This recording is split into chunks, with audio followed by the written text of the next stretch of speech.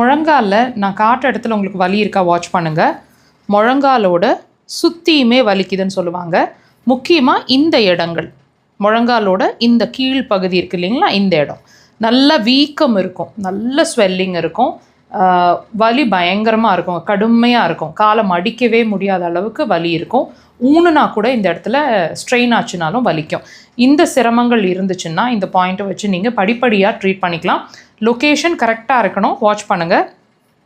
கால் பாதத்தில் பெருவிரலுக்கு பக்கத்து விரல், அதாவது பெண்கள் மெட்டி போடுற விரலோட நகக்கண் வெளி சைடில் இருக்க அந்த பாயிண்ட் மார்க் பண்ணியிருக்கிறாங்க. உடலை விட்டு வெளியே இப்படி ப்ரெஷர்ஸ் கொடுக்கணுங்க. டீப்பாக இருக்கட்டும். நீங்கள் வலி ஒரு காலில் தான் இருக்குன்னு ஃபீல் பண்ணாலும் ப்ரெஷர்ஸ் வந்து 2 கால்கள்லையுமே விரலில் ப்ரெஷர்ஸ் கொடுக்கணும். 3லேருந்து 5 முறை. உங்களுக்கு வீக்கம் இருந்ததுன்னா 1 வீக் 10 டேஸ் கண்டினியூஸாக ப்ரெஷர்ஸ் கொடுக்க வேண்டியிருக்கும்.